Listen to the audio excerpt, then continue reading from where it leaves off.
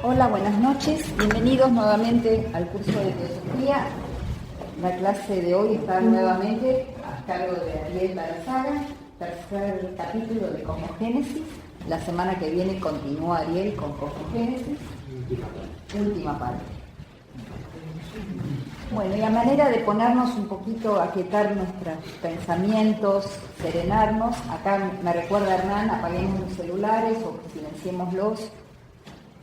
Como para entrar en tema, voy a leer unas palabras de el maestro KH, que dice lo siguiente: si quieres aprender y adquirir el conocimiento oculto, tienes que recordar que ese aprendizaje abre en el curso del discipulado muchos canales imprevistos, a cuya corriente hasta un discípulo lego tiene que ceder por fuerza, so pena de encallar en los bajos, y sabiendo esto, abstente de juzgar jamás por las meras apariencias.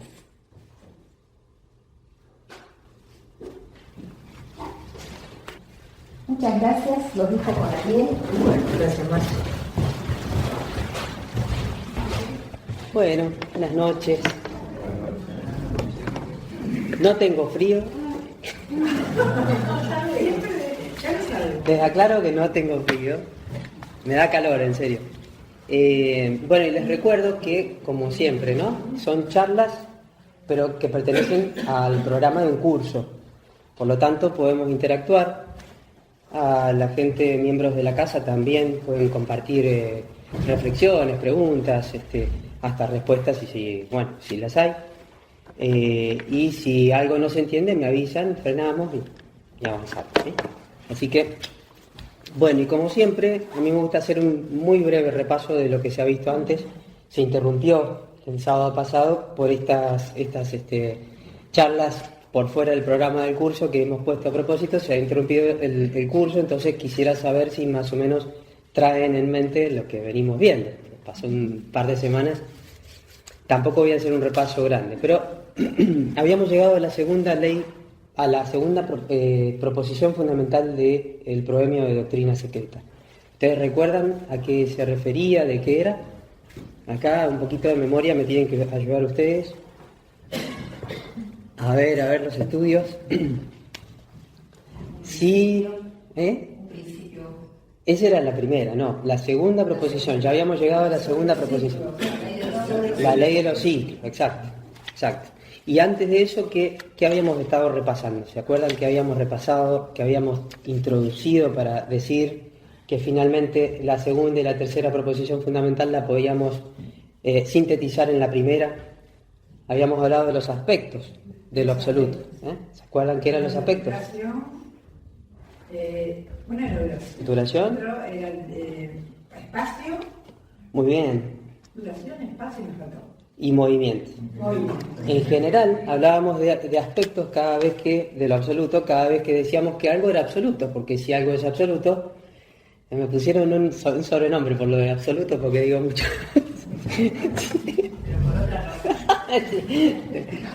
Si algo es absoluto, entonces, como hay una sola cosa que es absoluta, eso que decimos que es absoluto tiene que ser lo mismo que lo absoluto o para Brahman. Si digo que es movimiento abstracto absoluto, entonces no puede ser otra cosa que ello mismo y por lo tanto uno de sus aspectos.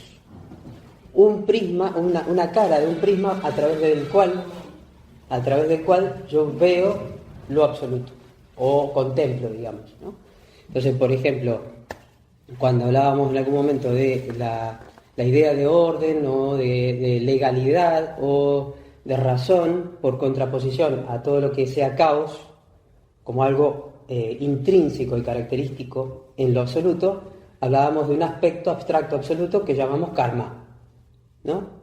¿Por qué? Porque es absoluto, por lo tanto es un aspecto, coexiste o es coextensivo con lo absoluto, no está solamente adornando lo absoluto como un atributo, sino que está en todo el volumen que es ese espacio, ¿sí? En todo su ser, si se puede decir. Lo absoluto no es un ser, ya lo hemos conversado, pero digamos que como es coextensivo es lo mismo y todo lo que sea ese para Brahman, ese espacio, todo lo que sea, es también uno de sus aspectos u otro o todos sus aspectos. Entonces, podemos identificar tantos aspectos como nos hagan falta, ¿sí? Y de hecho vamos a ir identificando de a poco muchos aspectos, pero particularmente se mencionan tres fundamentales que son los que nombró Estela: el espacio, el movimiento y la duración. ¿Y qué habíamos dicho en general del espacio? Que era la condición de posibilidad de que las cosas se conviertan en espacio, se expandan, se desparramen, ocupen lugar, la extensión. No puedo pensar una cosa y inmediatamente escindirla de su existencia. Es decir, la idea de espacio es la condición de posibilidad de que las cosas sean. Y si yo pienso en algo, no puedo dejar afuera su existencia. Automáticamente, si pienso en algo, eso es algo existente y por lo tanto no puedo dejar la idea de espacio por fuera. Si algo está, hay espacio. ¿Es correcto definirlo, el campo de evolución para que todo exista? ¿Es correcto definirlo así?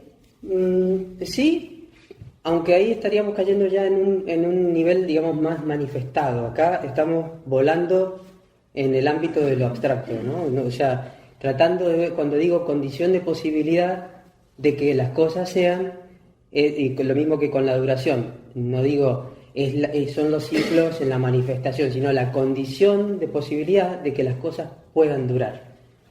Hablo de un nivel que trata de abstraer la característica esencial de eso sin hablar de los particulares, de los casos particulares. Entonces, abstraigo esa condición y al entenderla en esencia puedo proyectarla en los infinitos casos particulares. Entonces sí, pero digamos que hay que llevarlo, remontarlo más adentro todavía. ¿Me explico más o menos? ¿Sí? Perdón, Sí. La espacialidad, el espacio, la espacialidad, es una condición de nosotros, es una precondición nuestra por nuestra forma de estar diseñados, digamos, como seres humanos para poder entender eso No. Acá se enuncia, recordemos que estamos hablando de una literatura en particular. Estamos estudiando filosofía esotérica en el marco de una obra que se llama Doctrina Secreta de Elena Blavatsky. En ese marco, en esa materia, este espacio que lo estudiamos bastante en una de las primeras charlas sobre cosmogénesis es una cuestión corpórea, ni siquiera es el espacio abstracto de las matemáticas, ¿no? De las coordenadas, en donde yo voy y pongo cosas y ya saco las cosas y el espacio sigue estando ahí. Hablamos de un espacio corpóreo, entonces se enuncia como algo que es más allá del ser humano y su cultura. ¿Sí? Entonces, bueno, ese espacio, esa condición de espacio es una condición de posibilidad de que las cosas ocupen o sean en lo absoluto. Luego hablábamos de movimiento, otra vez, condición de posibilidad de que las cosas se muevan, se transformen, cambien permanentemente. No me importa imaginarme un movimiento específico con una dirección, nada. O sea, en esencia entiendo lo que es el movimiento, más allá del movimiento específico de cada cosa. Ahí hice un proceso de abstracción y además dije es absoluto. Entonces, lo absoluto, o para Brahman, visto desde uno de los costados de los lados de ese prisma, muestra movimiento, en esencia. Muestra transformación permanente. No hay nada nunca totalmente quieto, jamás, nunca. El hálito eterno, ¿no? Se lo he nombrado así otras veces. Y por último, la duración. Que la duración imprimía una cadencia. Imprimía la idea, en cualquiera de los niveles manifestados o no, de que las cosas puedan empezar y terminar. Y con una cierta regularidad y de manera indefinida, ¿sí? Y ahí aparece la idea de ciclos. Pero no hace falta que yo piense en un ciclo específico o en particular, sino en esencia la idea de ciclo. Eso es una combinación de movimiento y duración. Bueno, y habíamos llegado, les decía, a la segunda proposición que para leérselas, se las leí el otro día, apenas 2 párrafos porque es larga, pero no hace falta, lo esencial está ahí, decía: la eternidad del universo in toto, como plano sin límites, periódicamente escenario de universos innumerables, manifestándose y desapareciendo incesantemente, llamados las estrellas que se manifiestan y las chispas de la eternidad. La eternidad del universo in toto, como plano sin límites, periódicamente escenario de universos innumerables, manifestándose y desapareciendo incesantemente, llamados las estrellas que se manifiestan y las chispas de la eternidad. La eternidad del peregrino es como un abrir y cerrar de ojos en la existencia por sí misma, según dice el libro de Xian.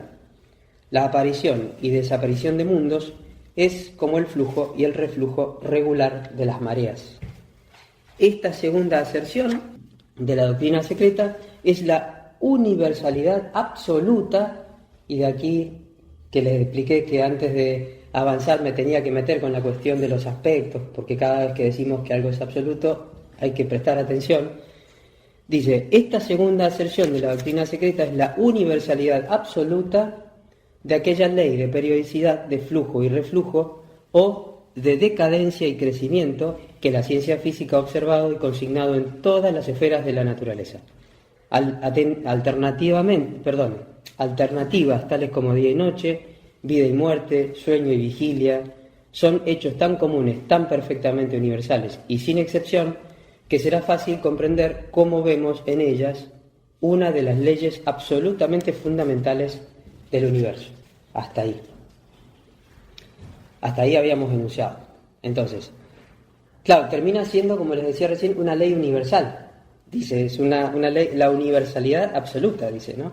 Y ya sabemos que si algo es absoluto, entonces estamos hablando de, otra vez, un aspecto de Parabrahman, un aspecto de lo que está anunciado en el primer principio, en la primera proposición. A propósito, en filosofía esotérica vamos a ver que se va a lidiar con un montón de leyes, ¿no? La ley de esto por acá, hablamos de muchas leyes, ¿no? Pero ya sabemos que si existe tan solo una cosa, lo único existente, lo único de lo que puede decirse que es o no es, pero no hay otra cosa, que es ese espacio, que es lo uno, la existencia de muchas leyes debe implicar la existencia de una ley, que sintetiza o es la causa de todas ellas, ¿no? Y esta a su vez tiene que ser un aspecto abstracto y absoluto de Parabrahman, que no es otra cosa que karma, que es lo que hemos dicho hace un ratito. Entonces, la ley de ciclos se puede ver como una nueva ley, pero en el fondo no es otra cosa que una expresión de karma. La ley de ciclos es una expresión reducida, si se quiere, una expresión más simple o parcial de la ley de karma, ¿eh? Y karma entendido como legalidad u orden por oposición a caos. ¿Ok? Bueno, y por todo esto también me animé el otro día a decirles, es posible jugar con las ideas un poquito y ver que a lo mejor todo este enunciado de 3 proposiciones lo podemos simplificar en una sola. En la primera proposición con sus 3 aspectos.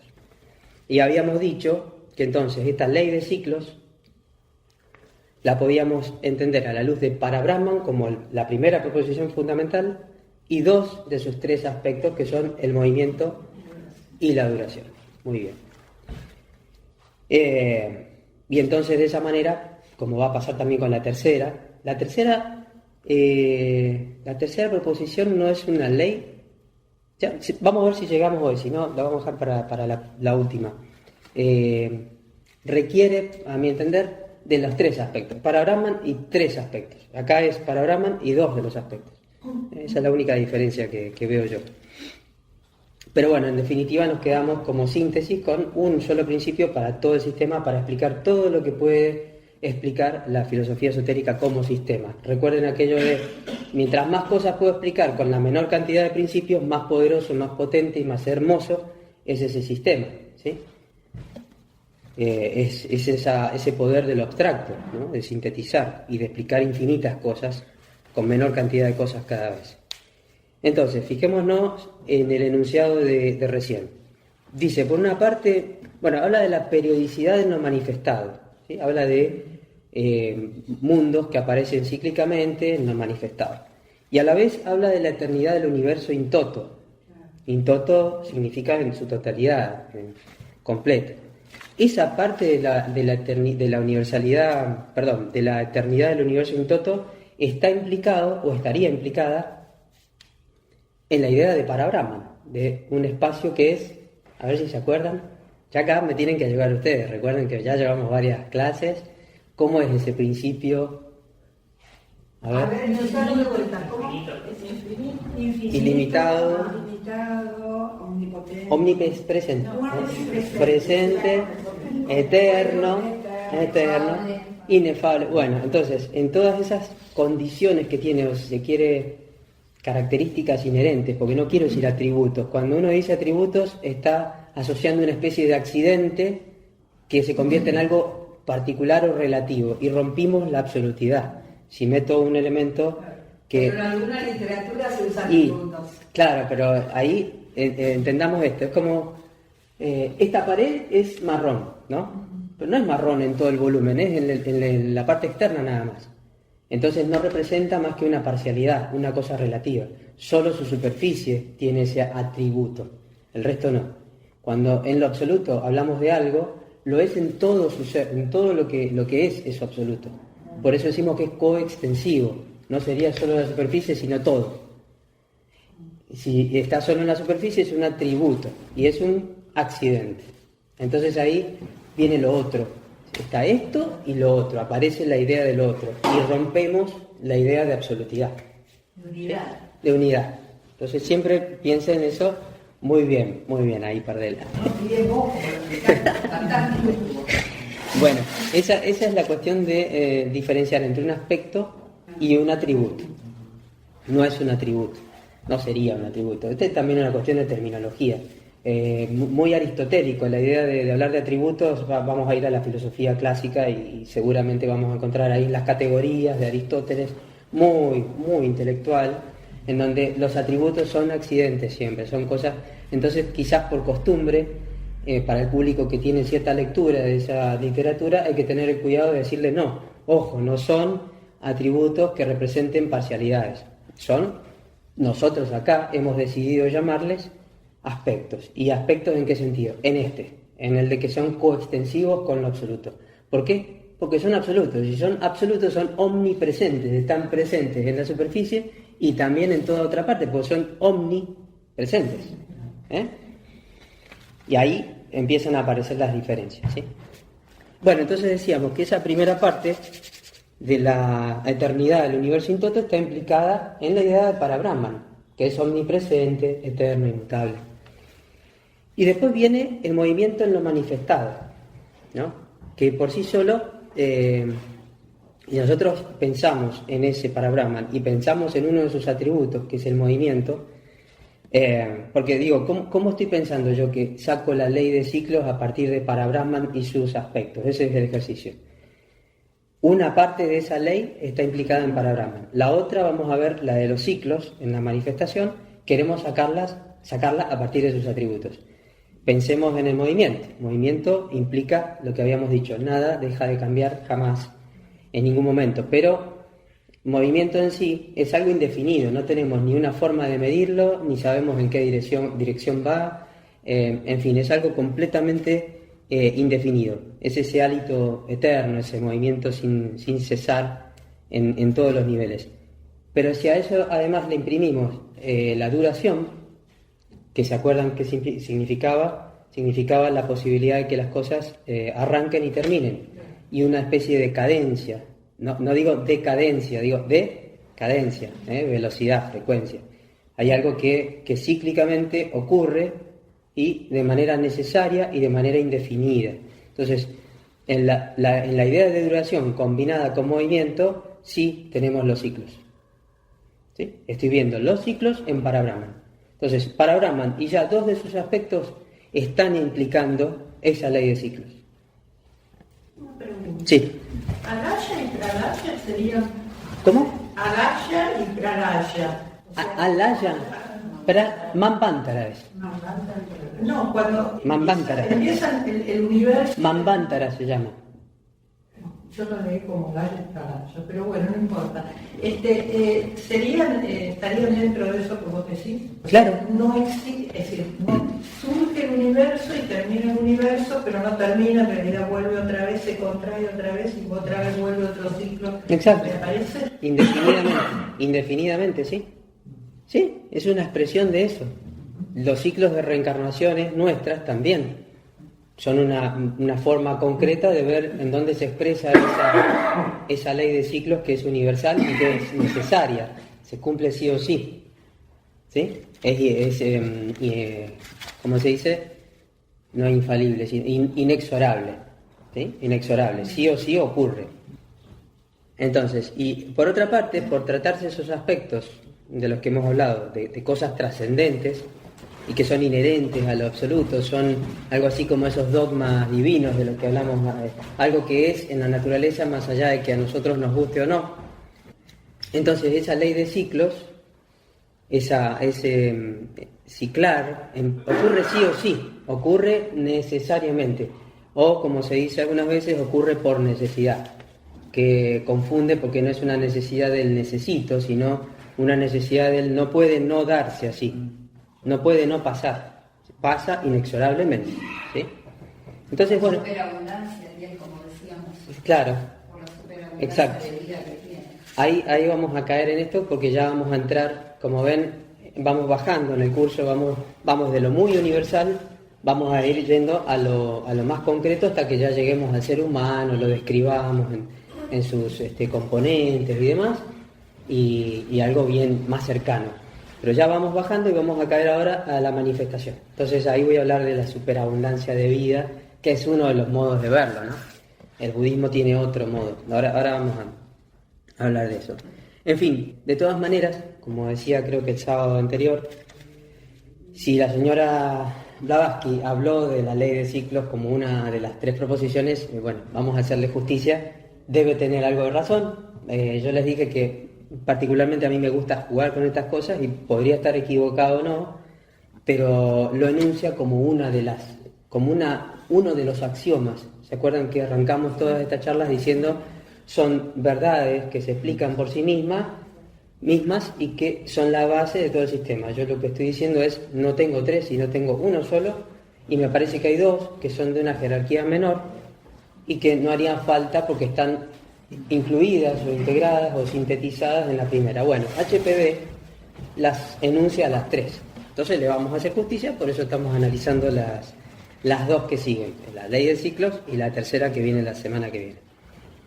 Entonces, bueno, hay un pasaje, creo que se lo alcancé a leer el otro día, en Doctrina Secreta, que dice lo siguiente: la doctrina esotérica enseña lo mismo que el budismo y el brahmanismo, y aún la cábala, que la esencia una, infinita y desconocida existe en toda eternidad y que es ya pasiva o ya activa en sucesiones alternadas, armónicas y regulares.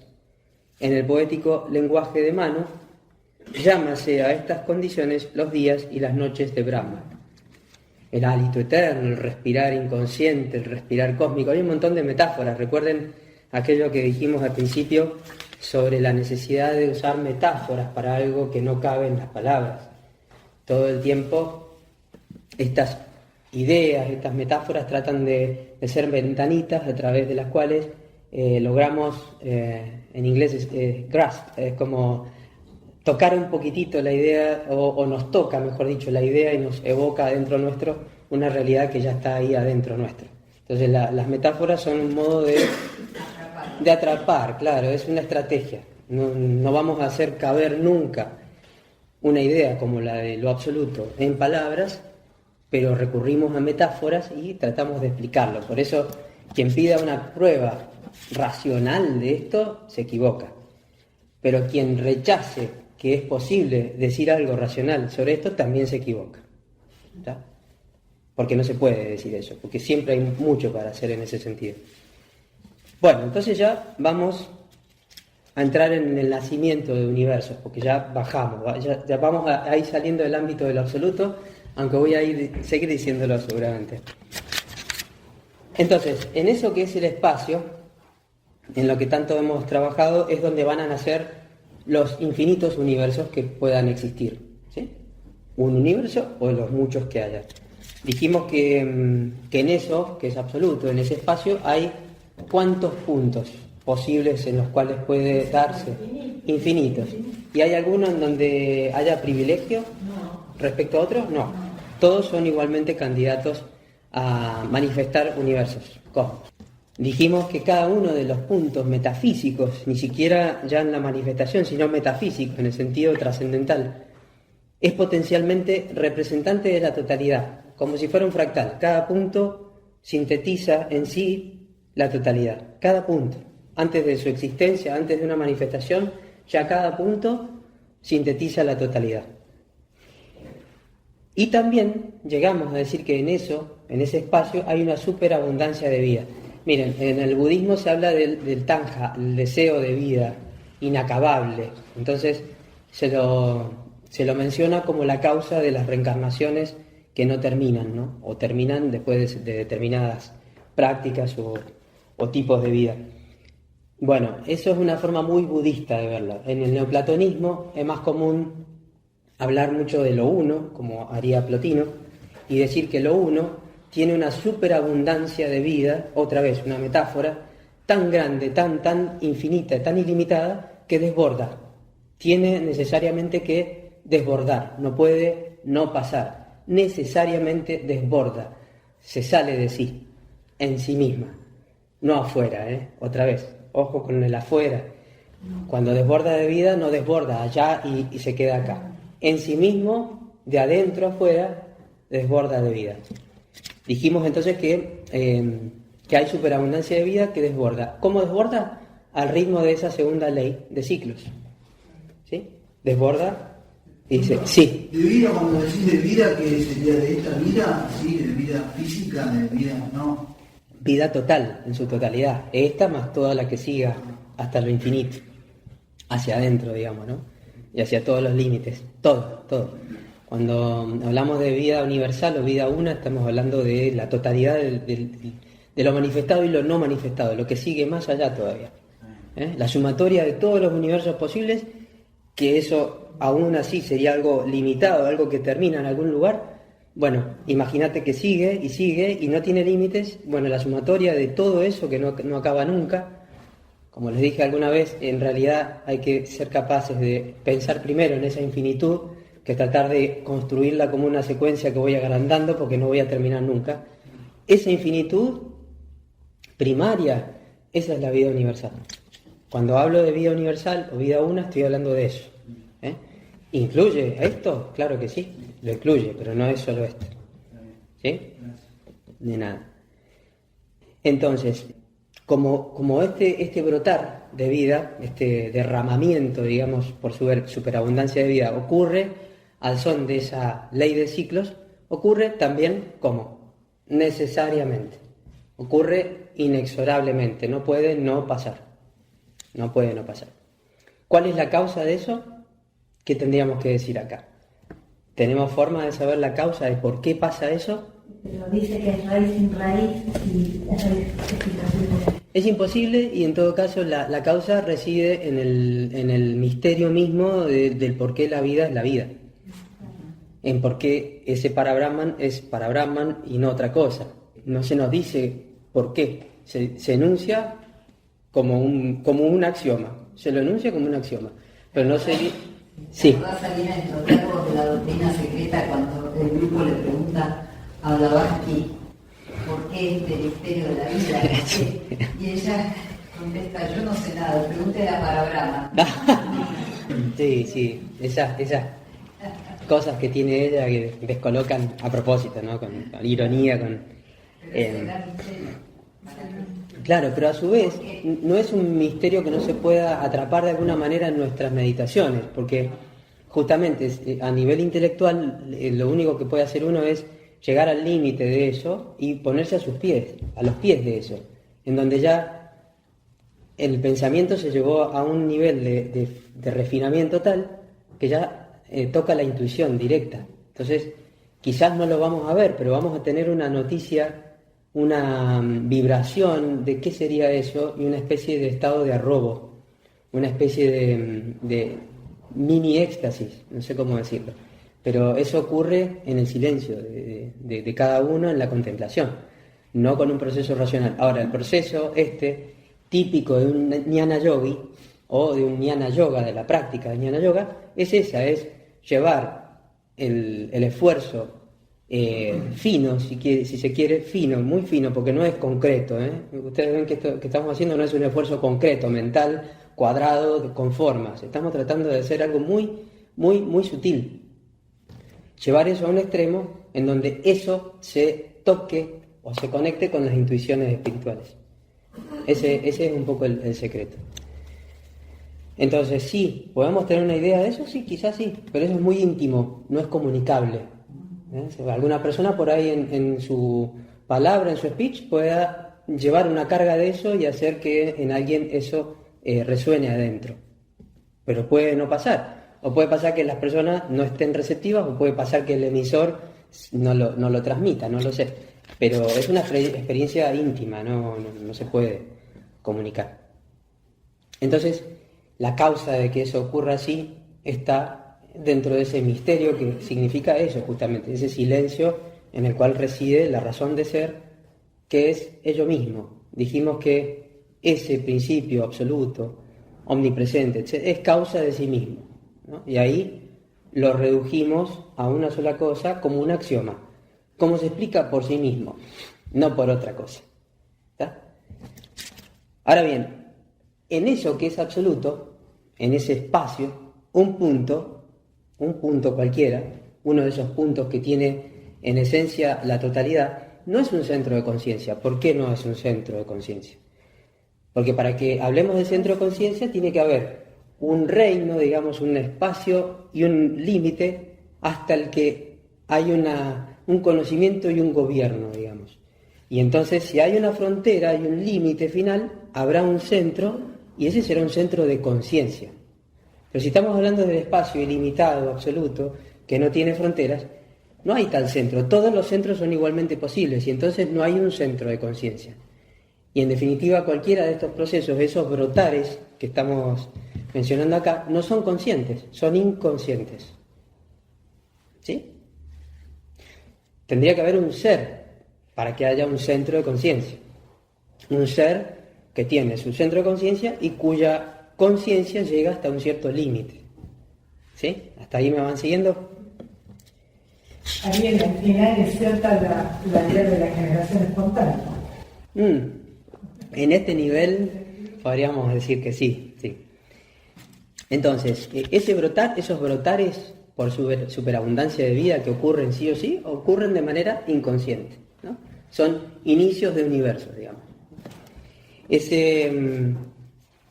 Me gusta usar una idea que siempre uso, valga la redundancia, que es: pongo una lupa al sol y proyecto la luz concentrada en una hojita muy seca y veo que no pasa nada y de pronto, se prende fuego, de golpe.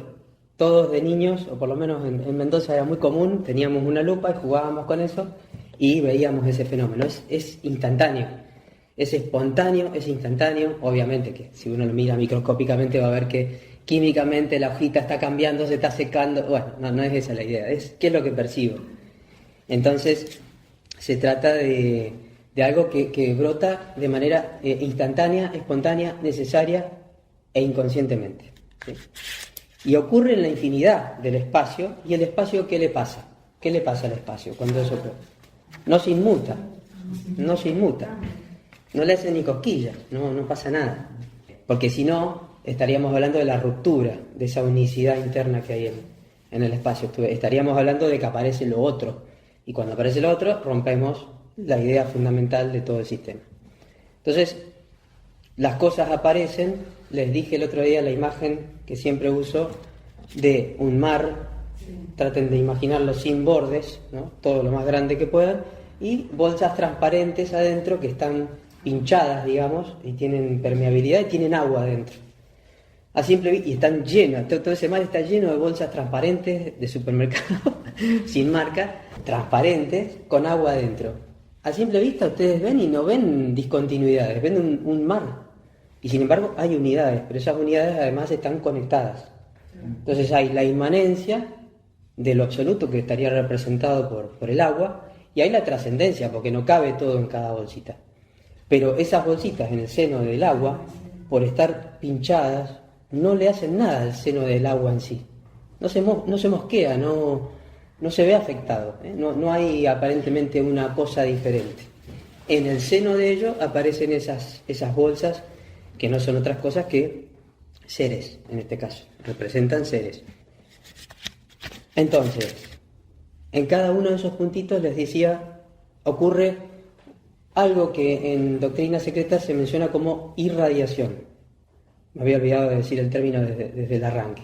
Vamos a hablar de irradiación y de emanación. La idea de irradiación es este brotar, necesario, inconsciente y espontáneo. No hay un ser. Ocurre de todas esas formas que hemos graficado. ¿Hasta acá me siguen? Porque acá vamos a pasar ya a otro nivel. Podríamos decir que son cualidades inherentes a la vida. Claro, sí, como los aspectos. Son aspectos inherentes de lo absoluto. Son su naturaleza, digamos. Entonces, ocurre así, ¿no? Y se me ocurría hace un rato a ver qué otra imagen podía usar para... Miren, pensaba piensen en una bola incandescente como el sol, chiquita, acá, ¿no? La envuelvo en una especie de media negra, muy, muy negra, y le hago agujeritos. Le hago agujeritos a la media, nada más. Y está envuelta esa esfera incandescente. Y salen chorritos de luz, ¿no? Y me imagino los chorritos de luz, que no se desprenden, son chispas indesprendidas de la... Los vasitos de vaso de soda. Bueno, claro, las gotitas en un vaso de soda que uno ve que... Pero bueno, eso ya es en el brotar, ¿eh? Eso nos vamos para atrás. Acá ya brotaron. ¿Se imaginan esos chorritos de luz que no se desprenden de la esfera? ¿No? Ahora, imaginen, claro, un montón de agujeritos, ¿no? En cada agujerito un chorrito. Bueno, ahora, cada uno de esos chorritos de luz, imaginen que ocurre en un punto, y en todos los puntos en particular, de adentro hacia afuera. Esa es la irradiación. Claro, una vez que apareció la irradiación, ya se dio, aparece un chorrito de luz que se manifiesta como Atman. Eso es Atman. Es un representante de lo absoluto en la manifestación. Es como el punto de adentro hacia afuera, diría HPV. Es como Mula Prakriti, mirando el punto central, eso que hicimos el otro día en el diagrama con las esvásticas y todo, el punto de adentro afuera. De adentro afuera. Brota y sale el chorro de luz, que ahora es Atman. No deja de ser lo mismo, pero en la manifestación. ¿Está? Ese puntito es Atman de alguna manera. Y habíamos dicho también que esa dupla espíritu-materia, para Brahma, Mula Prakriti, Purusha y Prakriti, todas esas duplas que hablaban de algo inmaterial y algo material, en verdad no son dos cosas, sino siempre la misma cosa. Por lo menos en el ámbito de filosofía esotérica estamos hablando de que en todos los planos que me pueda imaginar, en cualquier nivel, depende de dónde yo mire o desde donde yo mire ese plano, voy a estar viendo o inteligencia que lleva adelante el proceso y no veo formas, o si lo veo desde una subjetividad menor, desde más afuera, digamos, voy a ver formas, la apariencia con cómo ese fenómeno se va dando, ¿sí? Entonces, pero es siempre el mismo plano. Yo tengo espíritu y materia. No son dos cosas, depende de dónde yo me ubique para mirarlo. Veo un átomo y sé que hay una correlación de fuerzas que no implican forma, y eso a mí ya me da la idea de cómo puede ser la forma. Voy y hago una medición y tengo una distribución del espacio en donde pueden estar ubicadas ciertas partículas, y ahí veo una aparente forma. Ahí veo el aspecto forma, como si fuera materia. En la correlación de fuerzas que yo comprendía como la ley que rige todo eso que está ahí, veo el aspecto espiritual. Pero no son dos cosas, es el átomo. Es una cosa, depende desde dónde yo lo estoy mirando, o veo espíritu o veo materia. Bueno, aquí en la manifestación, una vez que ya salió ese chorrito de luz en forma de Atman, Atman va a representar la idea, ¿no? La idea, la fuerza, el impulso de vida que va a ir trazando ese mundo manifestado. Pero En apariencia nosotros vamos a ver forma, vamos a ver una especie de parte formal. Eso es Akasha. Para todo lo que ven, la bolsita esa de agua, bueno, Atman sería toda el agua. Ya imaginen en el mundo manifestado. La bolsita representa, en uno de esos cosmos manifestados, la bolsita representa la individuación de ese chispazo en un ser, y la bolsita es Akasha. En definitiva, la bolsita y todo lo que está dentro es las dos cosas, pero digo, como para que en ese comienzo de un logos, en ese comienzo de un ser, puedan ubicar la idea de Atman y la idea de Akasha. Sí. Hasta ahí seguimos con irradiación, ya pasa de manera. Ya ahora entramos ya a una manifestación, entonces a partir de ahora que hay logos, hay un ser, hay un centro de conciencia, vamos a empezar ya a emanación. O sea que lo que nombraste recién de la bolsita sigue siendo el Atman, que es irradiación. No. Cuando ya hay Atman, ya terminó el proceso de irradiación. Es la emisión de ese chispazo inconsciente. Ya está afuera, ya salió de adentro afuera, pero no se desprendió. Y ahí afuera va a empezar a tejer seres, ¿no? Seres. Pero además los va a llenar todo, como el agua dentro de las bolsas. Las bolsas van a representar seres, ¿no? O huevos áuricos. ¿Sí? ¿Hasta acá me van siguiendo? Sí. Mónada, es decir, que es una palabra que no sé cómo, nunca sé cómo, dónde ubicarla, la mónada. Se ubica acá dentro de estos procesos que vos estás haciendo. Y sí. Es un tema complicadísimo. Tema del día. Es un tema complicadísimo. No sé si lo voy a poder... No, porque siempre la mónada, y no sé, nunca. Sí.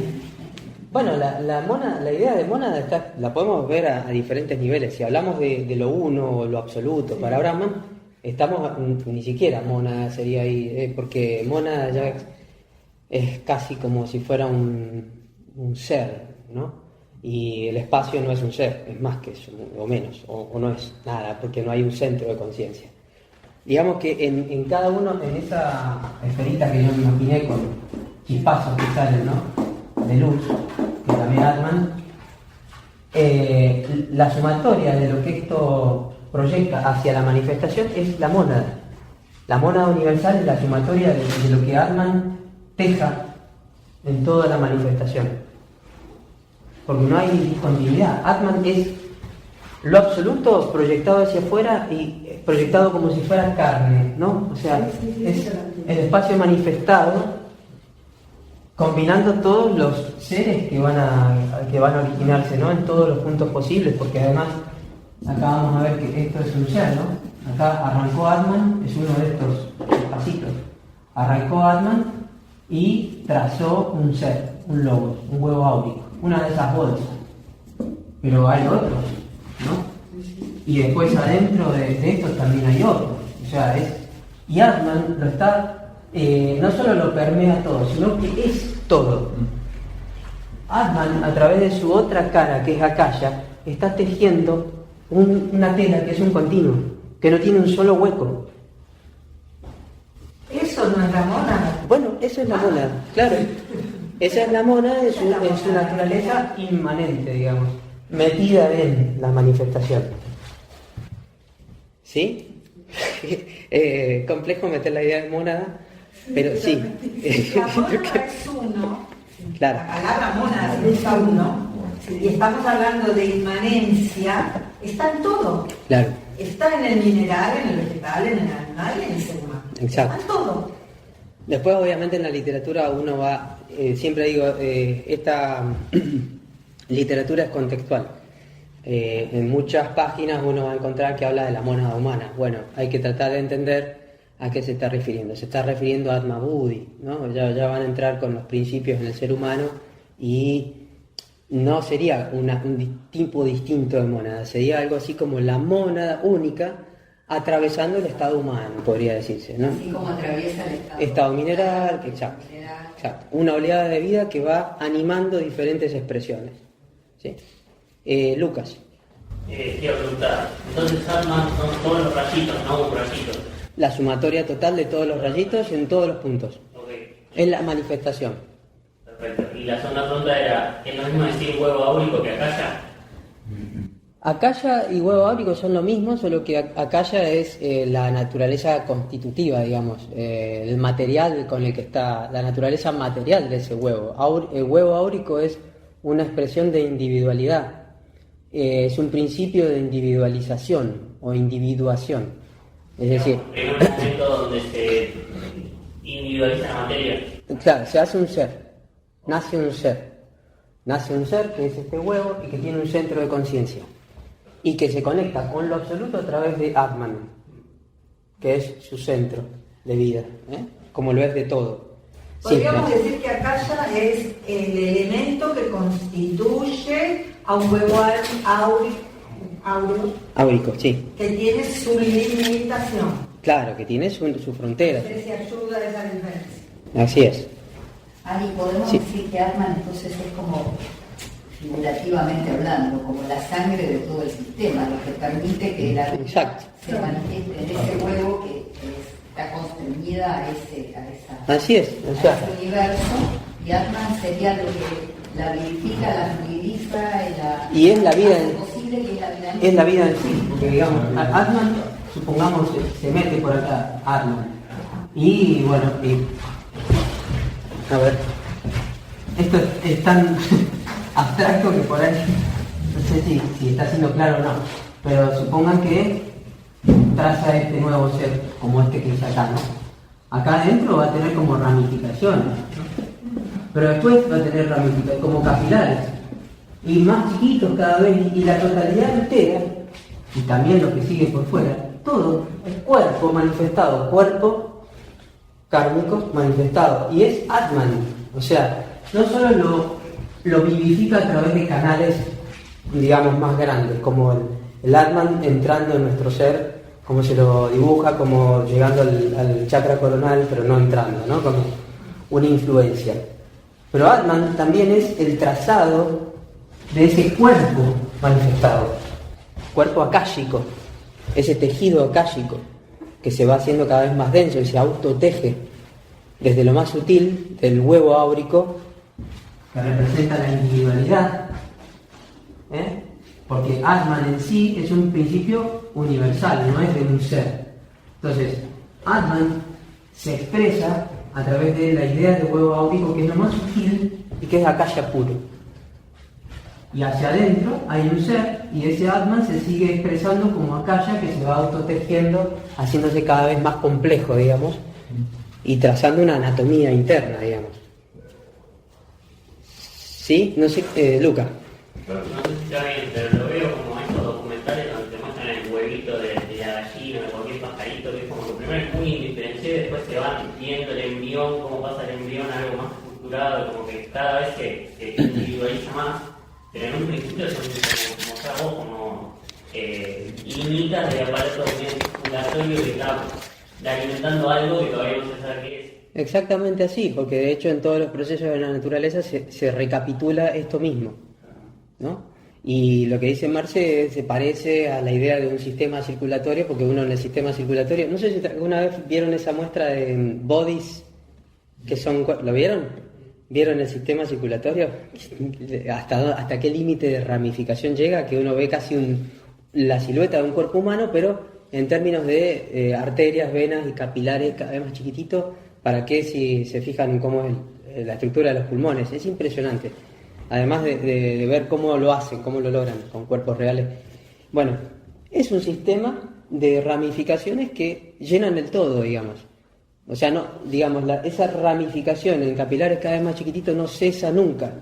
Entonces termina llenando la totalidad. Pero sería como una especie de sistema de circulación de la vida hasta los niveles más pequeños posibles, imaginables, que no tienen un límite eso.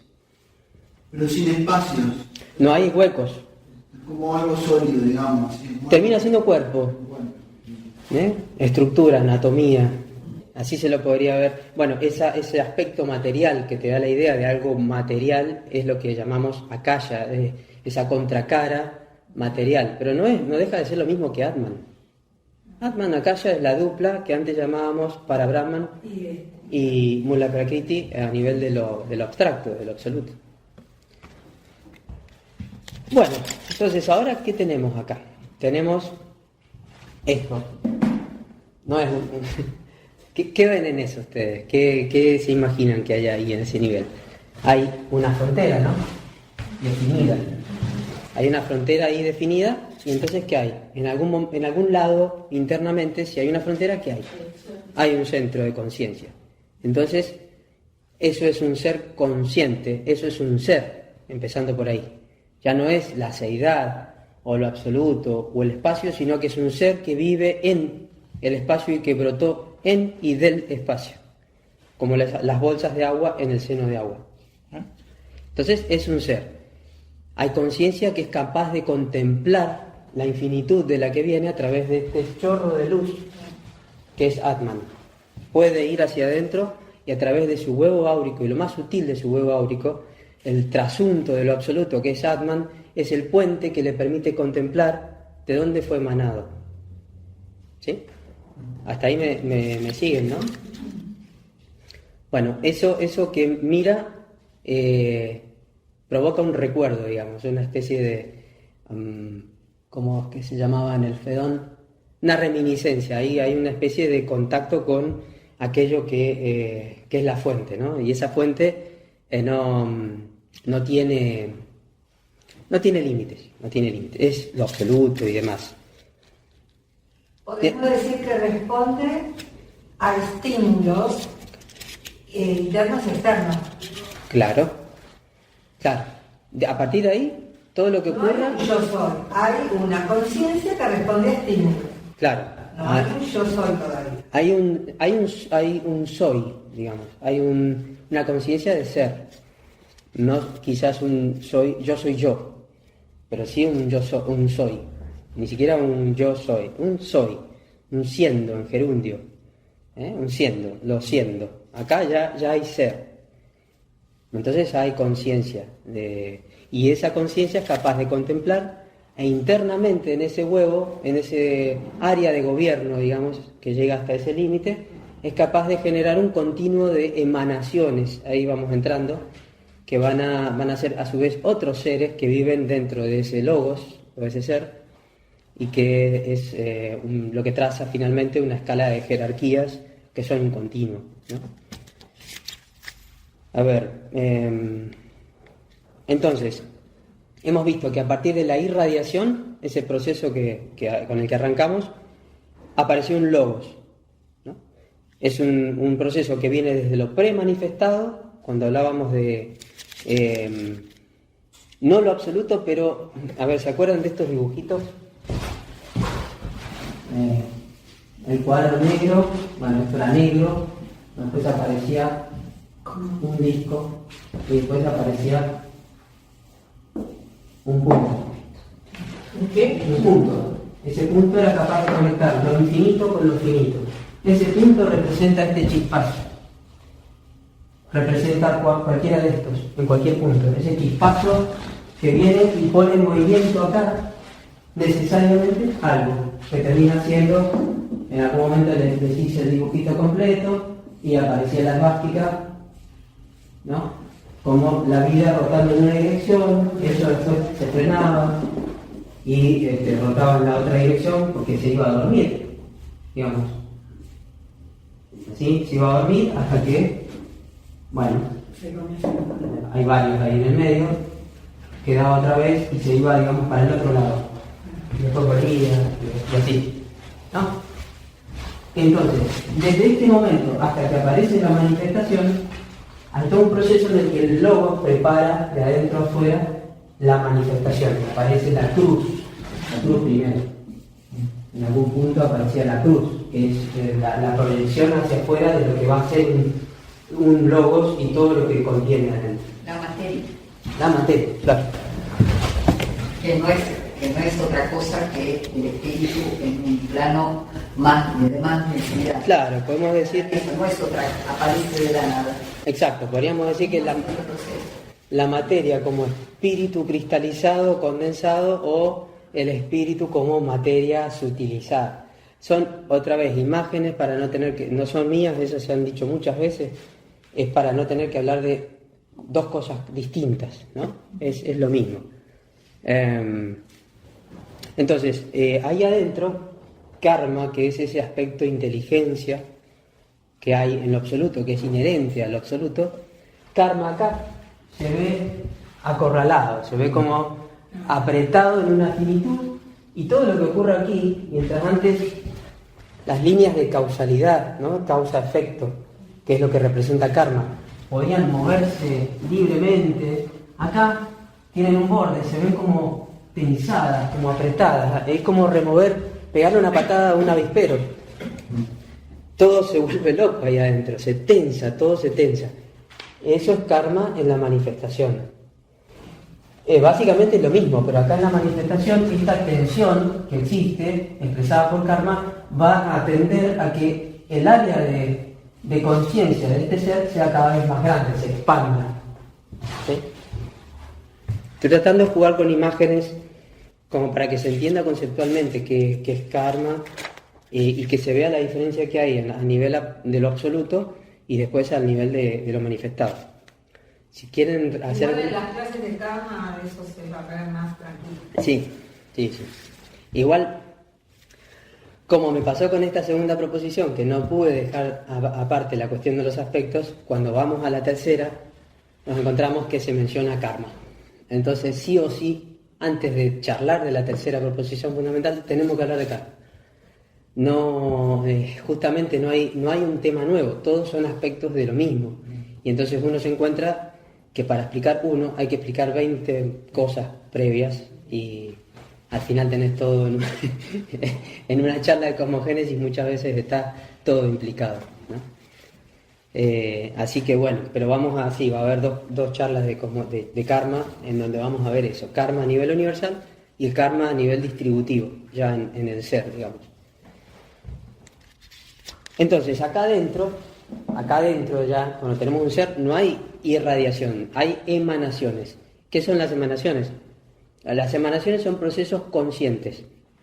Acá hay un ser, hay un centro de conciencia, ese centro de conciencia contempla lo divino dentro suyo, ve a través de Atman y en éxtasis automáticamente proyecta una imagen de lo que está contemplando que pierde o se degrada, es un poco más imperfecta, digamos, nunca llega a ser aquello que contempla, pero por Kriya Shakti, por ese poder de la mente o del pensamiento, cuando contempla, automáticamente surge una copia más imperfecta que representa un descenso, una hipóstasis, ¿no? Una copia de eso que tiene una vida menor, digamos, pero que intenta hacer lo mismo. Reflejos de reflejos. Claro, reflejos de reflejos, y ese proceso, ese reflejo tiene su propia vida también, es un ser. Ahora, ese nuevo ser también puede contemplar hacia adentro y ver a su padre emanador, al logos, al logos consciente que estaba contemplando acá, esa nueva copia dentro del logos, contempla y ve al logos, se extasía y tira una nueva copia más imperfecta, así siguiendo hasta la no vida, hasta, digamos, la naturaleza física, ¿no? El extremo final, digamos, en uno de estos infinitos huevos, porque los hay en infinitos niveles, en infinitos puntos. Estamos hablando de lo que ocurre ya en uno de estos huevos que representan o bien un universo, o un sistema planetario, o un ser humano, ¿no? Entonces, esto representa de manera sintética cualquier ser. Entonces, se da ese proceso, sí. Entonces, el aura que tenemos es la manifestación inconsciente de que existimos, o sea, por la materia misma, ¿no? No, el aura es el huevo áurico. Claro, pero la luz que irradiamos, ¿no? Que se puede fotografiar, sería la manifestación inconsciente, no somos conscientes de que irradiamos eso. No sé si, primero que no estoy seguro que lo de la Kirlian yo disiento, pero es una postura personal. Segundo, para mí existe el huevo áurico y existe el aura, solo que no se puede fotografiar por medios físicos. Pero más allá de que seamos conscientes o no de que irradiamos nosotros, lo cierto es que ese aura es el huevo áurico. Claro, sí. Es nuestra naturaleza, digamos, y quizás hasta te la puedas imaginar hasta un cierto nivel. Y lo más sutil del huevo áurico está a un nivel mucho más profundo que hace que sea mucho más grande que el aura que nosotros podemos ver. ¿Me explico? Mientras más sutil es, más lejos debería estar la frontera final. ¿Me explico? Mientras más concreto es, más se acerca al tamaño del cuerpo físico, digamos, ¿no? Es al revés, mientras más sutil es, más se acerca a Atman, a lo más puro de Akaya, más grande debe ser el tamaño de esa esfera, entre comillas. Y difícilmente podamos ver algo de eso, pero sí, nuestra naturaleza individualizada representa ese huevo áurico y se ve en el aura que tenemos nosotros. Sí. Entonces, digamos que todos los seres serían iguales en esencia como decir, a lo absoluto en el sentido manifestado, en el sentido de que tienen, cuando empieza a generarse un ser, tiene la parte de la talla que es la misma para todos, que lo estaría como limitando, y la parte de la proyección de Atman o su mónada, que es la mónada universal. La diferencia sería en que cada uno tiene un centro de conciencia distinto. Claro. ¿Y cómo surge ese centro de conciencia? Así como dijimos al principio, inconscientemente, de manera espontánea y con una irradiación.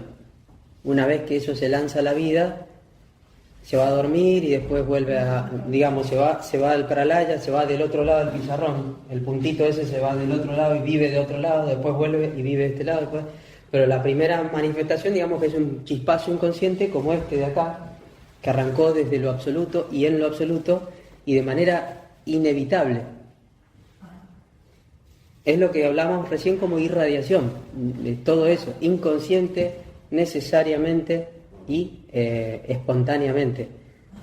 ¿Sí? Tal vez, Sandra, están refiriéndose al conformarse la conciencia en un ser humano. ¿Eso está preguntando? No. Un ser humano, cualquier entidad, digamos, que sea es un ser, que no tiene autoconciencia, sino que tiene conciencia, pero yo lo entiendo como a partir de que esa entidad, digamos, observa, percibe por esa conciencia y proyecta de manera distorsionada, se va esto como reflejando. Y yo creo que ese misterio, ese misterio es la fuerza inherente que trae todo el impulso de la manifestación. Para mí es eso. Y referido al hombre, hay que empezar a ver otros factores que son las tres corrientes de evolución que conforman al hombre: la espiritual, la física y la intelectual o mental. Y ahí tenemos el centro de autoconciencia, pero ya es otro tema para más adelante. Claro. Pensé que te estabas refiriendo a eso. No, ella entiendo, quiere saber qué es lo que produce, porque dicen, en el fondo todos esos seres que viven en los diferentes niveles difieren en su huevo áurico y en su centro. Y pregunta cómo nace ese centro, y es precisamente lo que cuando aparece por primera vez, aparece al modo que lo hemos descrito recién, como una irradiación. Después, una vez que ese centro existe, ya no desaparece nunca más. En todo caso, anima un cosmos, después se va a dormir y vive en una vida de sueños del otro lado, digamos. Vive en la parte más densa de un ser más grande en el que está viviendo. Por eso es difícil enganchar los dos procesos, pero bueno, es algo que invita a meditarlo. Sí. Después de eso, de la emanación, sería la Maya, la ilusión. Maya. Exacto. O sea, que el universo es una ilusión. No, pero no en el sentido de la ilusión. Vamos a terminar la charla justamente con Maya. Mirá vos cómo enganchó ella. Tengo acá, ¿realidad o ilusión? Exacto. Pero no es ilusión en el sentido de no existencia. Es ilusión en otro... Ahora vamos a tocarlo eso. Claro. Sí, estás conectando muy bien la idea, porque es... Justamente ya al nivel de la manifestación es que podés hablar de Maya. Antes no. No, pero después de ella, la emanación ya comienza en Maya. Claro, por eso. De la separación y todo eso ya comienza. Claro, sí. De hecho, la gran herejía es considerar que esto está separado de todo lo demás. Cuando le estoy diciendo que Atman traza toda la carne de la manifestación, en donde hay aparentes individualidades, pero karma Atman lo atraviesa todo, hasta la capilaridad más ínfima que te puedas imaginar. Entonces hay una unidad de vida acá, que es la tercera proposición fundamental, que ahora vamos a tratar la semana que viene. No hay un rompimiento, y sin embargo hay individualidades existiendo, singularidades tendría que decir, que son seres, es donde se completa todo. A ese punto quiero llegar ahora. Entonces, ¿cómo ocurre ese brotar y hasta dónde llega esa serie de emanaciones que trazan un continuo? Porque yo les dije, ese logos contempla y emana una copia, esa copia tiene su vida propia, contempla, parece una serie discreta, pero en verdad ustedes se tienen que imaginar un continuo, un continuo, y ese continuo que lo llena todo y lo llena hasta donde alcanza la energía para que vaya hasta un punto y vuelva después, ¿no? O sea, se manifieste la vida y después, por un proceso de recogimiento, haya una síntesis y una vuelta a dormir, es hasta donde tiene que alcanzar la energía disponible de este chispazo, ¿no? Para un determinado ciclo.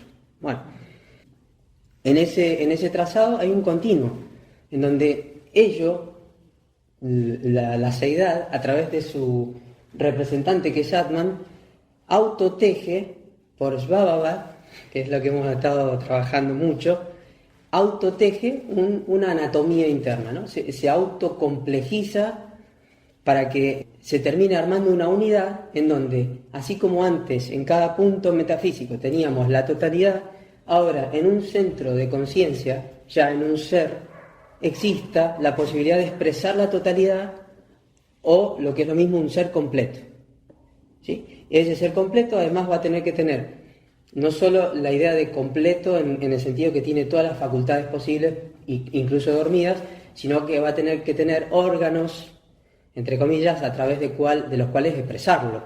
Entonces la naturaleza va a ir construyendo y complejizando las cosas cada vez más hasta el límite de poder expresarlas todas.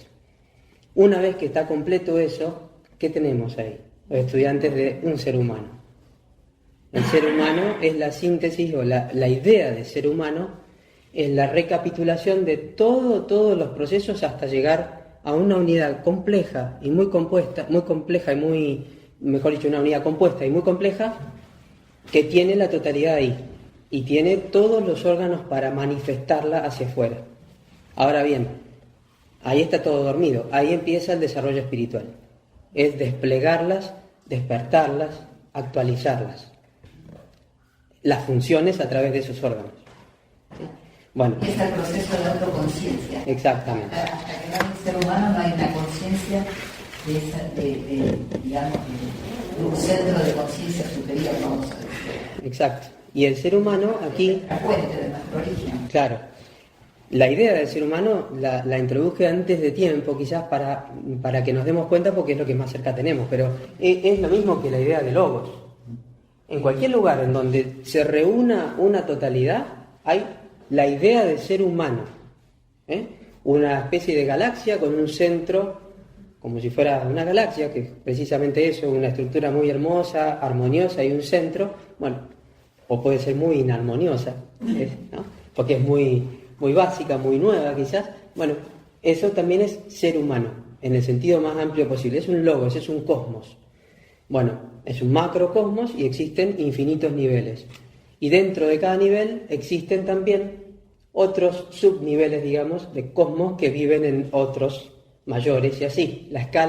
Esa escala entera, continua, está totalmente plagada y repleta de vida en ese sentido. En una especie de bolsas, dentro de bolsas, hermanos y después todos estos dentro de otros más grandes y así, ¿no? Y después otros más allá, que son hermanos de estos y en fin. Una gran, ¿cómo decirlo? Masa infinita de vida respirando en diferentes frecuencias en cada nivel, y esa es la vida. Como nosotros en esta tierra, ¿no? Exactamente igual. Susana. No, quería preguntar, a ver, si yo entendí, cuando llega a vos dijiste el circuito Atman, ahí vos dijiste algo como que ahí empieza el ser, ¿no es cierto? El ser. Bueno, ahora, después llegaste hasta lo del ser humano. habría la posibilidad de que existan otros seres que no sean el ser humano, tal como nosotros lo concebimos. Sí, por eso estoy hablando de la idea de ser humano más allá del que somos nosotros en este planeta. En todo lugar del espacio en donde se combine la totalidad de lo que hay ser humano. Ah, lo llamás humano. Ser humano, estado humano, estado. Es ser humano en mayúscula, no el ser humano que vive en la Tierra. Que tuviera otra forma de funcionar. Totalmente, mientras sea un ser compuesto y completo, es ser humano. Este logo, dentro del cual a lo mejor vivimos nosotros, este logo de por sí ya es un estado humano, completo, es un ser. Sí, eso hasta ahí. Bueno, entonces cada vez que hablemos de ser, hablamos de una completitud. Esa completitud... ¿Puede ser diferente de nosotros? Sí. Por eso la idea de ser humano admite cualquier forma final o específica de ser humano. Por eso a mí por lo menos no me gusta estudiar al ser humano con cuerpos. Cuando hablamos del cuerpo mental, el cuerpo, porque ahí empezamos a quedarnos muy en lo reducido y perdemos la esencia. Y nos imaginamos al ser humano solo como el que vive en la Tierra hoy. Entonces, pero sí tiene que tener un espíritu que lo anime, una inteligencia que lo dirija, claro, y un nivel físico, cuerpo, claro, vehículos, plano en el que se mueva. Claro, según en el... Tres cosas se tienen que cumplir. Claro, según el sistema en el que vive, existirá de diferentes formas, pero esencialmente tiene que tener, en esencia, valga la redundancia, todas estas cosas, que van a ser los principios constitutivos, pero en esencia, no necesariamente hablando de ellos de manera corpórea. Podemos decir vehículos. Vehículos. Porque cuando decimos cuerpo ya pensamos en algo. Exacto, más concreto. Entonces, si hablamos de un vehículo. Vehículo. Vahan. Claro. El Vahan, sí. Hernán. Los hindúes, por ejemplo, consideran que cuando saludan a otra persona, saludan a su alma. En realidad saludan a esa unión total que es el otro yo, digamos, por decirlo de alguna forma. El otro es la unidad misma. Y, por ejemplo, los budistas también plantean que en la casa de un alfiler puede haber muchísimos budas. Desde el punto de vista filosófico se puede plantear que cada ser humano es un logos en potencia, es una semilla de logos, porque el fin último de la humanidad es justamente cumplir ese rol mayor, ser activo, esa unidad universal, ese ser mayor, ese reflejo. Sí, así es. Bueno, en ese trazado continuo, del que hemos hablado varias veces, tenemos todos los reinos. Estoy tratando de ubicar un montón de conceptos que tenemos sueltos en una misma cosa. Hablamos de reinos elementales, mineral, vegetal, animal, y humano, y débicos, y qué sé yo. Bueno, todo eso coexiste ahí. Está en ese trazado, en esas jerarquías, ese continuo de jerarquías que se van gestando ahí adentro por una cadena de contemplaciones y emanaciones subsecuentes. Ahí adentro ocurre todo eso. Cuando se arma un completo, aparece el que cierra el circuito, que es un ser humano, o el estado humano, que engancha lo de arriba, por decirlo de alguna manera, con lo de abajo, se completa como si fuera la resistencia de un foquito. Ser humano conecta, y es el responsable de ese estado de hacer la síntesis de toda esa vida, de ese proceso, llevarla hacia el pralaya, para después volver más ampliado, y después llevarlo otra vez al pralaya y volver más ampliado, y así, ¿no? Ese respirar inevitable que en nosotros se manifiesta como vida y muerte. ¿Qué pasó, Susana? No, es para Manvantara y Pralaya. Alaya es otra cosa, es el alma del mundo, justamente, claro, el alma del mundo, o el Mahat, justamente la mente universal, que es un poco lo que estamos hablando acá, pero es otra forma de verlo. ¿Se te ha quedado la idea de Alaya a vos? Alaya y Pralaya, decías. Claro. Bueno, entonces, a ver, ¿por dónde puedo seguir? Entonces, no hay un solo recoveco o puntito que esté vacío, no hay nada vacío aquí, en este continuo que es Akasha. Al fin de cuentas es Akasha, ¿sí? Todo. No hay una sola porción vacía, absolutamente ninguna. Y todo ese ordenamiento interno ocurre como una jerarquía En el sentido de aristocracia, pero en el sentido verdadero de la palabra aristocracia, ¿no? A ver, no hay alguien por fuera de cada pieza que se va a organizar dentro de esa jerarquía, no hay un ser por fuera que le diga dónde se tiene que poner. La naturaleza en su totalidad, que no es un ser, sino que es absoluta, es quien ubica, o ni siquiera quién, porque quién es una persona, es lo que ubica las cosas donde tienen que ubicarse para que el proceso en su totalidad sea óptimo. Entonces, no solo cada uno se ubica en donde mejor le parece, cada ser, cada nivel se pone a jugar por la totalidad en el mejor lugar posible, sino que la naturaleza en sí ubica a todas esas manifestaciones donde mejor conviene a la totalidad. Y ese es el orden. Y esa es aristocracia, claro, para que no haya caos. exacto, esa es la aristocracia en la naturaleza, en el verdadero sentido, porque no es la idea de que alguien viene y le dice con el dedito dónde se tiene que poner, que es una idea muy negativa de aristocracia, justamente hoy en día se lo ve así, y al mismo Platón cuando escribe República se lo entiende negativamente así, no tiene nada que ver, está el ejemplo típico de la planta, raíz, tallo, hoja, flores, cada cosa se ubicó donde mejor puede estar. A esto le tenemos que sumar la posibilidad, que no pasa en la planta quizás, de que cada nivel va a atravesar todos los niveles posibles. O sea, como si en la planta la raíz va a ser tallo, va a ser también hoja, va a ser flor, ¿no? O sea, en la aristocracia y en la naturaleza no hay límites para nada, pero nadie, ningún ser, viene y le dice a cada parte dónde se tiene que poner. Entonces, eso es jerarquía en este sentido. Para que no se entienda con la idea negativa de jerarquía. Cuando uno dice jerarquía, uno creo que tiene la idea distorsionada de jerarquía porque piensa en la oligarquía. Hay muchas cosas que tienen que ver con cosas muy de hoy, pero no tienen nada que ver con la idea en sí. Aristócratos. Claro, como que le da y asigna valoraciones distintas. Sí, casi políticas. No es esa la idea. Casi políticas se podría decir. Sería un orden cósmico. Claro, o sea, un ordenamiento cósmico contra el cual, ¿quién puede ir en contra? Es lo mejor posible para el orden cósmico, digamos, para la totalidad, no para mí, sino para la totalidad. Y siempre y cuando se quiebra, empiezan los problemas. Ahí empiezan los problemas. Vamos en contra de la naturaleza. Claro, exactamente. La anarquía. ¿Qué más les puedo decir para no marearlos mucho? Ya es medio tarde, chicos. Tengo más para decirles, pero me interesa más o menos ver si hasta acá han casado la idea para ver si avanzo o si paro ahí. O si quieren hacer preguntas. ¿Sí? ¿Y media? No. ¿Quieren hacer alguna pregunta? Yo esto lo puedo retomar después. Ella había preguntado, perdón, no sé qué nombre, sobre el tema de la cohesión. María Laura. ¿No? María Laura, es un tema de la de la malla. Bueno. Que terminábamos. Bueno, terminémoslo con eso y después lo que falta se los digo la semana que viene, si puedo, junto con la tercera proposición que vamos a tener que tratar de hacer rapidito. Eso que existe ya en la manifestación es maya, pero maya ¿en qué sentido?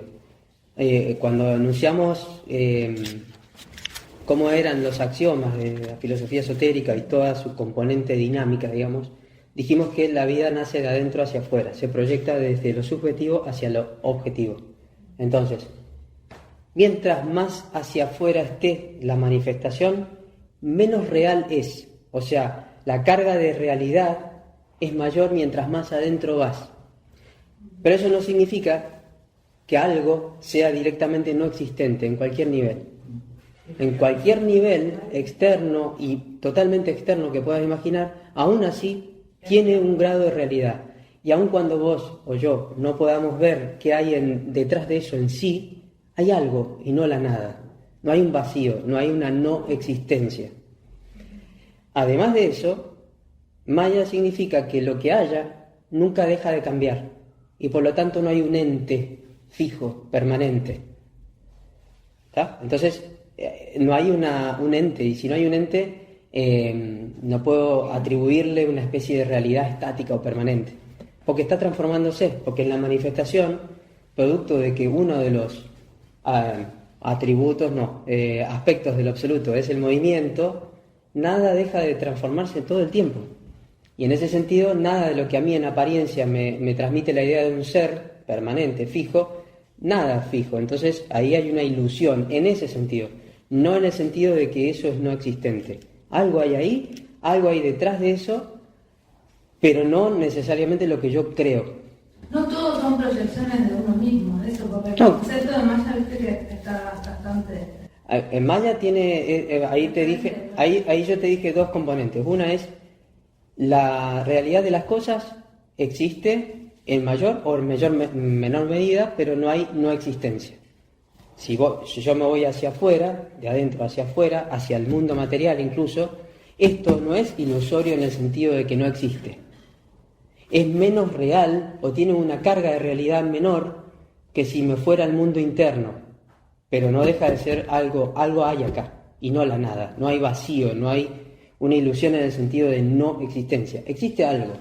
De ahí a que sea lo que yo creo o no, es otra cosa.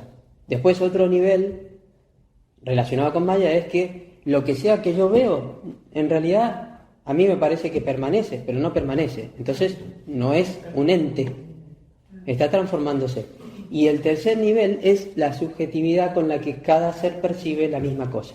Vos y yo, a esta campanita la vamos a ver de diferente color. Y ahí hay otra relatividad que me hacen decir que lo que estamos viendo es ilusorio. Son 3 niveles y básicamente, y Maya significa impermanencia, pero no significa ilusión en el sentido de no existente, porque a algunos les gusta decir, y es un error, que todo es una ilusión. Sí, le abunda eso, que todo es una proyección de tu mente. No, y eso ¿qué hace? Que después cada uno se comporte como quiera, total, todo es una ilusión. Y ahí, Todo viene de adentro tuyo. bueno, esa es una concepción en donde ponemos el centro de todo en el ser humano, ¿no? En la persona.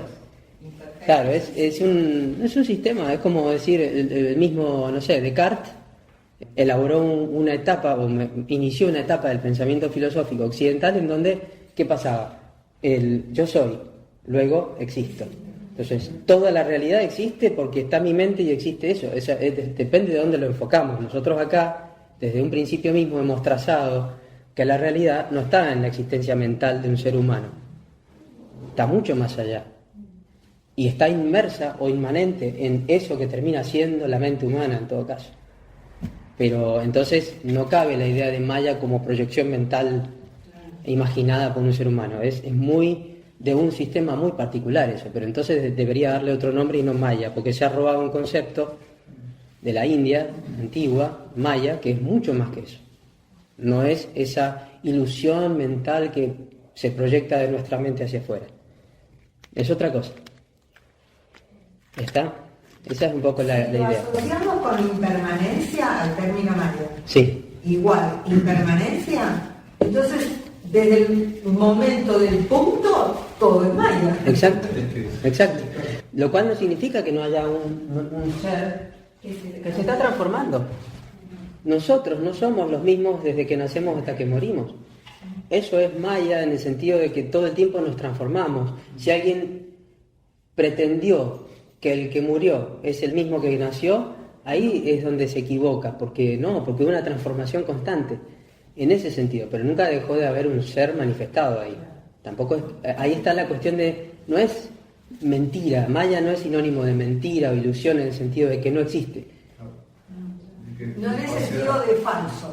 Claro, de falsedad, no es falso, o no existente. Es una existencia, pero que va transformándose permanentemente, por lo tanto no le puedo atribuir condiciones estáticas. No le puedo ver como un ente fijo. Excepto la realidad que representa lo absoluto, todo lo demás es Maya. Sí, en ese sentido, no en el de no existencia, porque si no, caemos, como digo, en un sistema en donde, bueno, si total todo es Maya y todo es ilusión y no existe, y bueno, entonces hago lo que quiero, si total lo que yo haga no tiene consecuencias en nadie, si todo es una ilusión. Y caigo en un sistema totalmente antiético, que no es la idea de la filosofía esotérica. Justamente, ¿no? Ojo con eso porque tiene implicancias enormes, decir que todo es ilusión y total, ya está, sí, ilusión, me comporto como quiero, salgo a matar, total no existe nada. Yo conozco mucha gente que habla así, ¿no? Que termina... Una conducta ética a la vida, total, cuando yo me muera, Claro. realmente sigue. Sí, esa cuestión. Y otros que ya directamente, cuando hablan de Maya, te dicen, no, pero si todo es una ilusión. Entonces, ¿para qué voy a cuidarme? ¿Y para qué hablaste de karma y de tantas cosas? ¿No? Y de dharma. O sea, no nos pisemos, terminamos diciendo algo que hace absurdo las premisas fundamentales con las que arrancamos. Eso es no tener una visión filosófica clara. Si yo termino diciendo algo al final que mata todo lo que fueron, un ser humano tiene la potencia de un macrocosmos, porque también ese ser humano, para otros niveles de vida que viven en el ser humano, es un macrocosmos. Y entonces, y así, como es infinita esa escala, pierde sentido. Tiene sentido buscar la esencia que se repite en todos los niveles, cambiando lo que se tenga que cambiar en particular, ¿no? La materia con la que se manifiesta, las funciones con que se manifiesta, la forma y todo eso se va cambiando porque son los accidentes o los atributos finales, digamos, atributos como el color de la madera, ¿eh? Eso es lo que, a eso alude la fórmula esa, mutatis mutandis, cambiando lo que se deba cambiar en cada nivel de vida, en cada ser, pero en esencia hay una correspondencia, una correlación de todos los principios de la naturaleza en un ser armado, complejo, compuesto, que es el estado humano. Y en el centro de esa unidad, de ese ser humano, hay un estado, una parte de la mónada inmanente que está atravesando el estado humano y es como la pepita o el corazón que anima a ese ser. En nosotros, en los seres humanos, está representado por una jerarquía, la cuarta, y se expresa a través de nuestros manas, el manas, el pensamiento. Sí, bueno, eso va a venir después en la parte de constitución del ser humano y demás. Pero Entender este tema es el respaldo al concepto de hermandad y de fraternidad con todo. Exacto. Si uno entiende bien todo lo que explicó Ariel, Sí. el tema de fraternidad ya Claro, está asumido. Y ahí cuando caigamos a la tercera proposición fundamental, que es básicamente el enunciado de la unidad de vida y karma, ahí cierra todo, digamos, ahí es más, todavía más fuerte. Por eso todas las religiones tienen esto, no hagas al otro Lo que no quieras que te hagan a vos. La regla de oro, vos lo habías puesto en tu estado.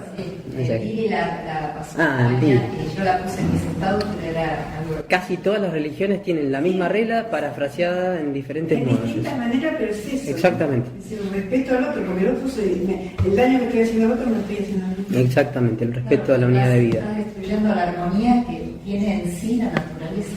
Claro. Y nosotros no acompañar esa armonía. ¿Cómo te aplica eso a la vida diaria?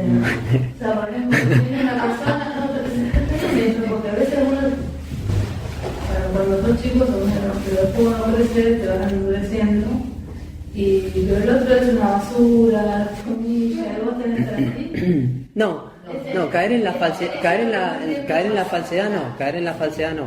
Si somos uno, No, pero podés hacer un ejercicio de comprensión. o mandar una buena energía. Sí, por ejemplo. Por ejemplo, hacer ese tipo de prácticas o hacer una... Siempre me gusta un ejemplo que di una vez, me encantó esa vez, Esteban, un ejemplo de alguien que sube a un colectivo y se encuentra con el chofer. Y vieron que siempre es una situación muy mundana, en donde hay agresividad, por ahí el chofer tiene un mal día, te trata muy mal, o al revés, el que sube lo trata muy mal. ¿Y por qué no subirse ahí y pensar que esa persona que está manejando ese vehículo tiene una vida de porquería y un mundo que llevar adelante igual que vos? Y quizás en ese momento tengas una actitud más fraternal en ese sentido. No significa en el sentido de ser falso y poner cara linda, es con consideración, claro, es una consideración de carácter interno, una contemplación, una visión más comprensiva de lo que también le pasa al otro como un reflejo de lo que me pasa también a mí y nos hermana, claro, es compasivo, nos hermana, mínimamente nos hermana eso, ya no vas a tener el impulso de tratarlo tan mal. El budismo tiene muchos consejos sobre la vida diaria. Sí. El deseo profundo, aunque sea tu enemigo en la vida mundana, esa persona está haciendo su propio proceso dentro de ese huevo que estamos, sí, ese universo, tenemos que entender que cada uno tiene una determinada conciencia, un determinado grado de evolución y está cumpliendo un determinado proceso kármico.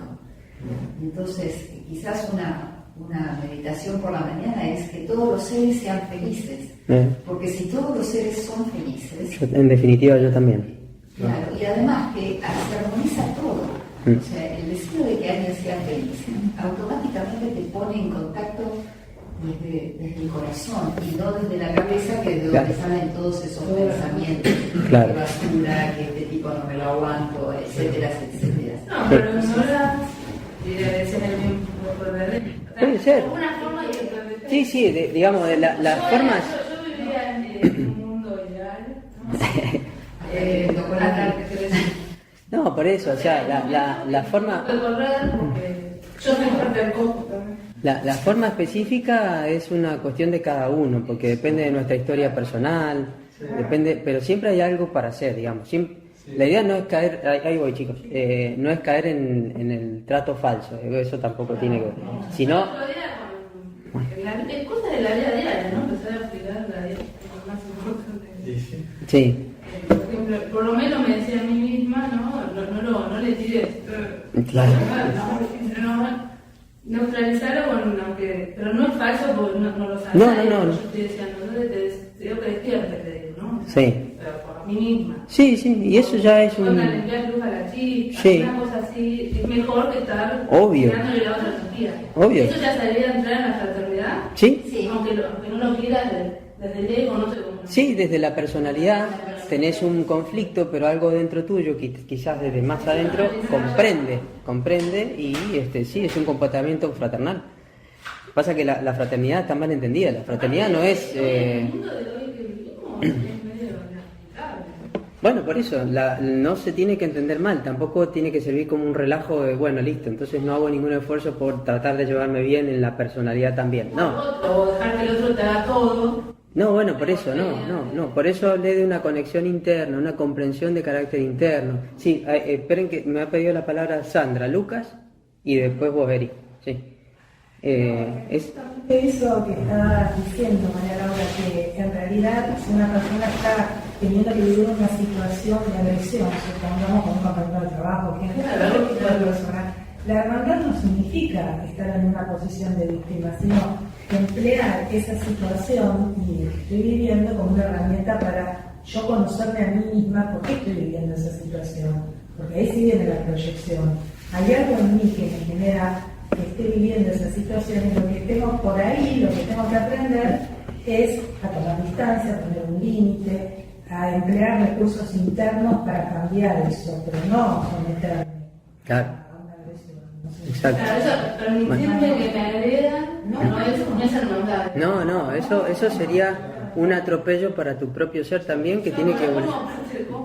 No, por eso, a ver, si vos sos un cosmos, tenés que tener la capacidad y la potencia de gobernar un cosmos, no podés dejar que te atropelle tampoco otro porque sí. Eso va en contra de la naturaleza también. Entonces, fraternidad no es dejar que te atropellen. No, es que sabemos el daño que hace, y si algo hace daño es porque está mal.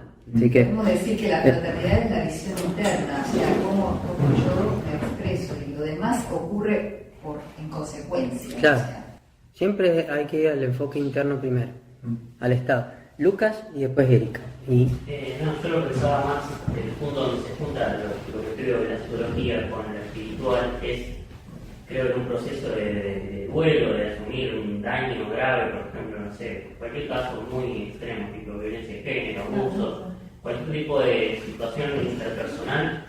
Creo que el final del recorrido, que en realidad siempre está desarrollándose para algo positivo, es entender el perdón no en el sentido de decir perdono lo que me hiciste, sino decir entiendo lo que hiciste, entiendo quizás por qué lo hiciste en cierto sentido, pero vos allá y yo acá. Exacto. O sea, ese punto donde decís yo no lo odio, simplemente entiendo que lo que hizo está mal y yo no me relaciono con eso. Pero no vas a seguir permitiendo que te peguen. Exactamente. No toma distancia y decís, esa persona está, ponele, si podemos decir espiritualmente, vibrando bajo, ponele la palabra que quieras, ¿no? Pero uno entiende el perdón en ese sentido de decir, claro, esta persona es así, hizo esto. Entonces yo tomo instancias. Psicológicamente hablando, el final del duelo es ese, es decir, esta persona hizo lo que hizo, y es la verdad y lo justo lo que tenía, ¿no? Es decir, el hecho es este, y la verdad es esta, y lo justo es que yo le pongo un límite a esta situación porque no corresponde, no es correcto. Entonces uno, cuando deja de sentir ese odio, que es sano al principio porque ayuda a impulsar a decir que esto no va, cuando haces todo ese proceso al final, es decir, ya no lo odio, ya no siento ni cariño, ni odio, ni nada, simplemente siento que lo justo es que yo tome distancia.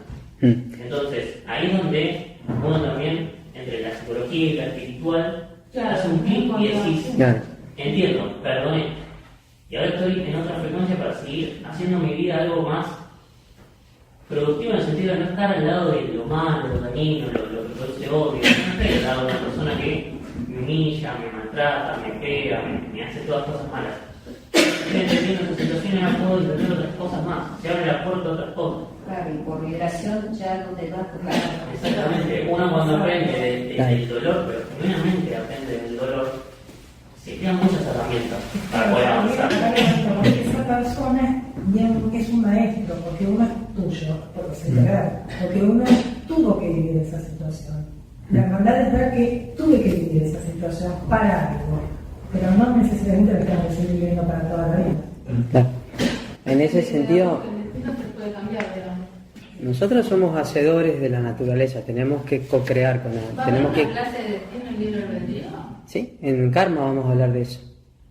Sí, sí. Todavía no lo entiendo. Bueno, ahí vamos a hablar. En ese sentido, la idea de poner la otra mejilla se tiene que entender bien. Bueno, por eso, se tiene que entender a la luz de lo que estamos diciendo. Porque poner la otra mejilla, y listo, no, tampoco. Bueno, yo Pero tiene que ver con una cuestión de actitud, de cómo neutralizo esa situación. Si lo hago con la vehemencia de la bronca o comprendo, como dice Lucas, ¿no? Comprendo y me retiro y no lo dejo avanzar, y incluso empiezo a vibrar en otro nivel, y todo lo que se acerca por correspondencia es de otro nivel también, y esa vez, a su vez, genera herramientas, y eso a su vez genera un estado que lo favorece a esa otra parte que te afectaba. Ese es el proceso, ¿no? Eso es poner la otra mejilla, es, bueno, está bien, no voy a meterle más fuego, leña al fuego, y tomar distancia. Sí, Eri. Una frase que me gustó mucho, que había leído, de Isaac Luria, que es un cabalista, que dice que el amor es trascender, que es la trascendencia del alma por sobre el cuerpo. Entonces entender,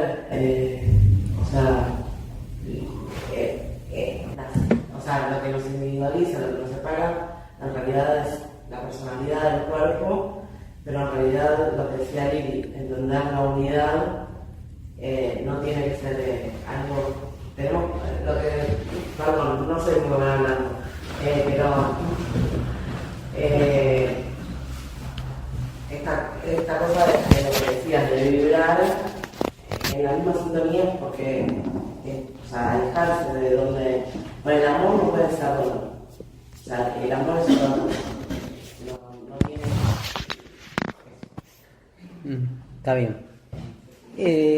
Sí, Lili. Breve, sí. La fraternidad, hermandad, se refiere a tener el mismo origen, los mismos padres, el mismo camino de toda la chispa. Pero no somos todos iguales. ¿No? Todos el alma y el cuerpo, pero el alma tiene edades distintas. Todos entramos al proceso de evolución en tiempos distintos y maduramos de manera distinta. Entonces, fraternidad no quiere decir igualdad. Exacto. Quiere decir mismo origen, ya sea a nivel familiar o a nivel cósmico. A esa hermandad me referí yo cuando lo puse como... Sí, es muy atinado el comentario, porque muchas veces también el otro extremo, ¿no? Fraternidad, somos todos iguales, ¿no? Somos singulares y no puedes dejar que atropellen esa singularidad. Vos sos una nota en el concierto de la naturaleza que tiene un tono específico y lo tiene que hacer brillar. y no cabe, y no es igual a ninguna otra, absolutamente a ninguna, y nunca existió, existe y es única. Esa también es una de las características de ser humano, de ese estado en donde todo se combina, tiene un tono único y nunca existió antes. Porque en ese brotar que tiene la naturaleza, desbordante e infinito, siempre hay expresiones nuevas, ilimitadas, y en esa infinita riqueza, cada manifestación es siempre una singularidad. ¿No? Qué maravilla. Sí, ven que entendiendo a la luz de estas cosas, todo lo otro en cómo me comporto, y no puedo permitir que me atropellen, no puedo permitir, tengo que defender también este límite y dejar hacerlo partirse. Y sostener el orden que implica todo eso. Exacto. Y este no es igual que este, no es igual como dice Lili, no todos nacieron igual, no todos tienen la misma historia, no todos nacieron en el mismo momento, entonces son singulares y son hermanos en el sentido de la unidad de vida, pero no de iguales. Son las 9, chicos. La conciencia de esto ya te obliga inmediatamente a llevar una vida ética. Sí. Entonces ya empezás a sintonizarte con la naturaleza. Sí.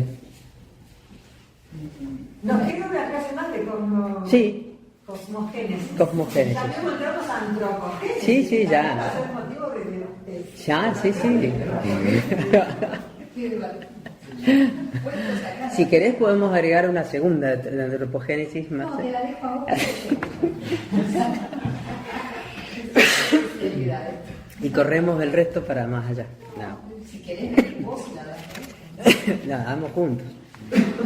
No, vamos a hacer una porque la idea justamente es todo lo que estamos diciendo acá.